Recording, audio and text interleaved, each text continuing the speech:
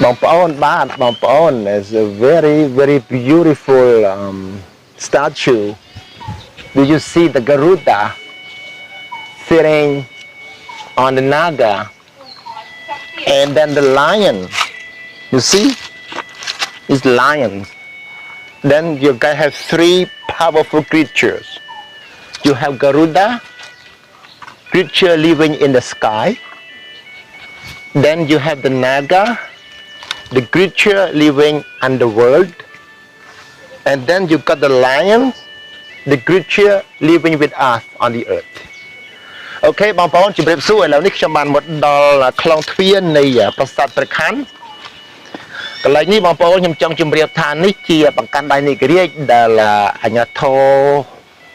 លោកទើបនឹងជួសជុលរួចខ្ញុំចង់បង្ហាញថាអស្ចារ្យណាស់បងប្អូនគឺសត្វគ្រុឌជិះលើអ្នករាជបងប្អូនហើយនៅពីក្រោមអ្នករាជក៏មានសត្វតោបងប្អូននេះគឺតំណាងឲ្យសត្វអស្ចារ្យទាំង3តួដែលការពារចក្រវាលទាំងមូលបងប្អូនណាបងប្អូនយល់ថាសត្វគ្រុឌយាមការពារនៅឋានសួគ៌អាកាសវិហារហើយអ្នកករាជអ្នកខ្លាំងពូកែនៅឋានបាតាលហើយតោនេះបងប្អូនអ្នកការពារនៅឋានកណ្ដាលយើងនឹងឯងបងប្អូនចុះខ្ញុំអ្វីដែលសំខាន់ខ្ញុំចង់ជម្រាបបងប្អូនឲ្យដឹងអំពីព្រះពុទ្ធរូបចតុមុខដែលទើបជួសជុលរួចនៅក្នុងទំនប់បារាយហ្នឹងបងប្អូនប៉ុន្តែខ្ញុំចង់ជម្រាបអំពីខ្លងទ្វារចូលនៃប្រាសាទព្រះខ័នកំពង់ស្វាយបងប្អូនណាបងប្អូនកន្លែងស្អាតណាស់បងប្អូនបាទ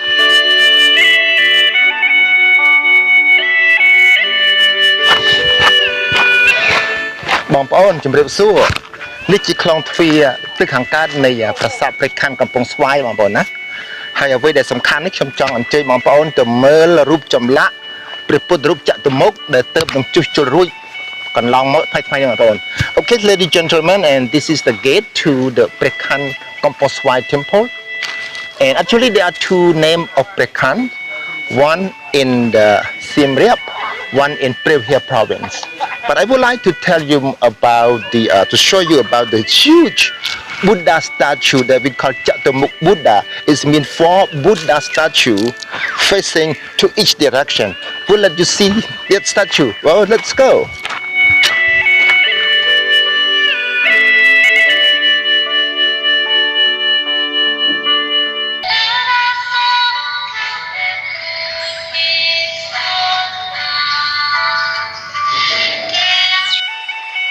ខ្ញុំពាក់មួកសិនហើយខ្ញុំដៃចូលក្នុងប្រាំភាសាខ្ញុំដោះមួកជាការគោរពបងប្អូនដឹងហើយនេះជាខ្លងទ្វារទី2កំផែងទី2នៃប្រាសាទព្រះខ័នកំពង់ស្វាយបងប្អូនណាហើយតែខ្ញុំជម្រាបបងប្អូនថានឹងបង្ហាញបងប្អូនឲ្យស្គាល់អំពីព្រះពុទ្ធចតុមុខដែលព្រះពុទ្ធរូបធំ4អង្គព្រះអង្គបែបព្រះភ័ក្ត្ររត់ទិសទាំង4នៅបង្ហាញជូនបងប្អូននៅពេលក្រោយ Okay ladies and gentlemen and this is a second gateway to the Preah Kampong Svay. The first one I've been walking, I'll show you. Second one you see a huge banyan tree grows on the building and very unique. It's a ruin in the jungle. This is a typical Khmer temple that we call ruin in the jungle. Prasadក្នុងកណ្ដាលពេជ្រព្រឹក្សាលតាវបងប្អូនណាល្អណាស់ប្រាសាទព្រះខ័នកំពង់ស្វាយនេះបងប្អូនបាទ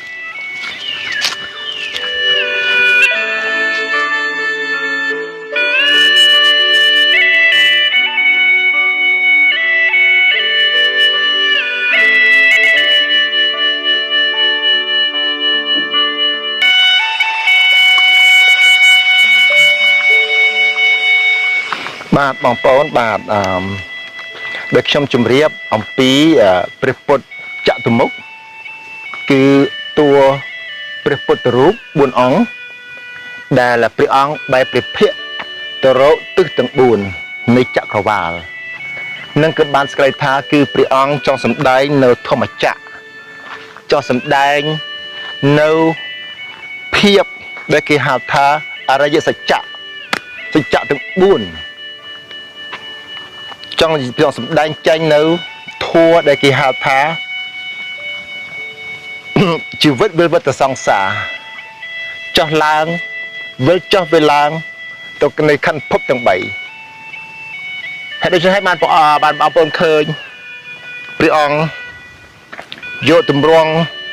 មេដៃព្រះអង្គនិងចង្អុលដៃព្រះអង្គធ្វើរង្វង់មូលចេះបងប្អូនគឺបានន័យថារង្វង់មូលគឺបានន័យថាគឺព្រះពុទ្ធសង្សារកើតរស់ឈឺស្លាប់ទាំង3នេះបងប្អូនគឺតំណាងឲ្យឋាននរកឋានកណ្ដាលឋានសួគ៌គឺជឿថាជាតិរបស់យើងវិលវល់ទៅកាន់ភពទាំង3នឹងឯងបងប្អូនណាកាត់ឆាស់ឈឺស្លាប់ដែលជារឿងធម្មតារបស់ធម្មជាតិនេះក៏សម្ដែងចេញរបស់ព្រះអង្គគ្រប់ទិសទីទាំងអស់សត្វលោកគឺមានជីវិតដូចតែគ្នាទេបងប្អូនណាទីខាងលិច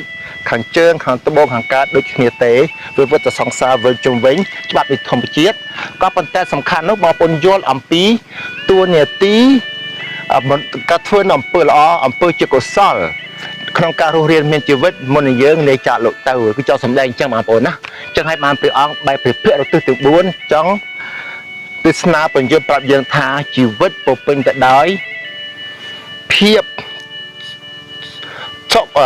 ទុកកង្វល់ក៏ប៉ុន្តែបើយើងជឿមានជំនឿមកមុតចំពោះធម៌របស់ព្រះពុទ្ធគឺយើងអាចរំដោះទុក្ខភ័យបានបងប្អូនណាអញ្ចឹងបងប្អូនដើរទេសនាជាមួយខ្ញុំបាទពិតជុំវិញព្រះអង្គបងប្អូនណាគឺលោកនេះគឺជារចនាបថដ៏អស្ចារ្យបងប្អូនដ៏អស្ចារ្យហើយដែលយើងជឿថាតំបន់នេះគឺតំបន់មួយដែលជាទីតាំងដ៏សំខាន់សម្រាប់ការស្លោដែកសម្រាប់ការអប់រំមនុស្សវិស្វកម្មផ្នែកជាងហើយសម្រាប់ការឆ្នៃប្រឌិតរស់រវើកចំពោះប្រទេសជាតិគឺតំបន់ហ្នឹងឯងបងប្អូនសម័យអង្គរដ៏អស្ចារ្យណាស់បងប្អូនចង់បានមានរូបចម្លាក់ព្រះពុទ្ធអស្ចារ្យណាស់បងប្អូនណា Okay, ladies and gentlemen, and this is 4 Buddha statue that I mentioned. That the Preah Kampong Svay is very unique.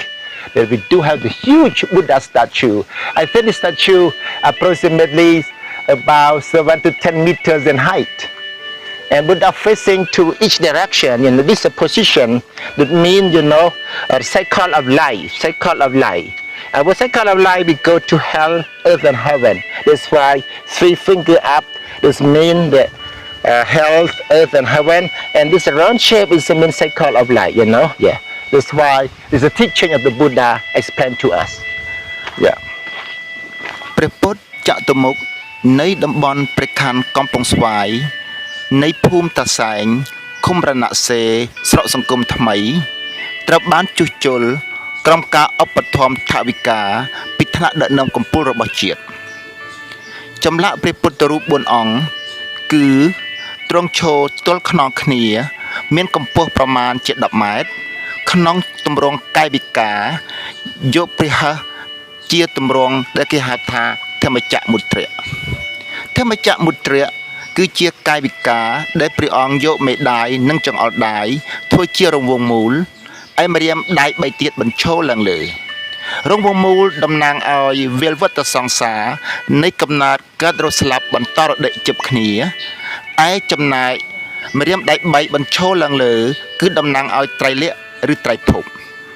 ត្រៃលក្ខណ៍គឺសំដៅទៅរកទុក្ខំអនិច្ចំអនិត្តាឯចំណែកត្រៃភពគឺសំដៅទៅរកភពទាំង3គឺឋានសួគ៌ឋានកណ្ដាលនិងឋាននរកនោះឯងឋានទាំង3គឺជាទីកន្លែងដែលយើងម្នាក់ត្រូវចាប់ជាតិទៅកាន់ទៅតាមកម្មផលរបស់ខ្លួនឯចំណែកត្រៃលក្ខណ៍គឺជាធัวសម្រាប់អប់រំឲ្យយើងម្នាក់យល់ដឹង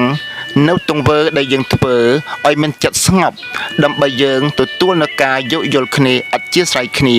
គឺបានន័យថាគឺមេត្តាករុណាមោទិតានិងឧបេក្ខា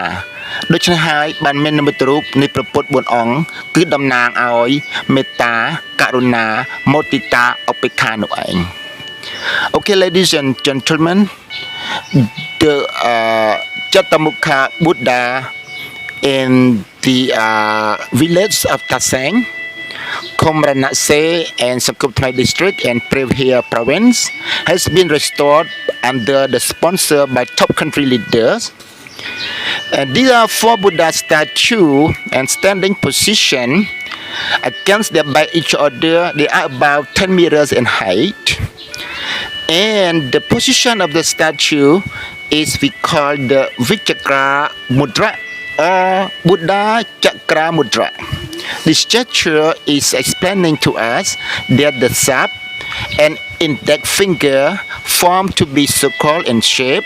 and 3 other fingers go straight up to the sky. That means, the cycle of thumb and finger, in the finger are symbolized of cycle of life, and the 3 straight finger up is represent to the Triloka or Trilya. Triloka is mean the 3 worlds. Trilya mean 3 mark of existence. That means, that Buddhism, 3 mark of existence is mean Dukka, Anicca and Anitta, and mean everything is not permanent, everything is not perfect in our life. But if you following the cycle of Buddhism, you will be fine and will be support each other. By the way, 4 Buddha statues are symbolized of 4 sublime set of Buddhism, include the loving kindness, compassion, sympathy, and equanimity as well. Thank you.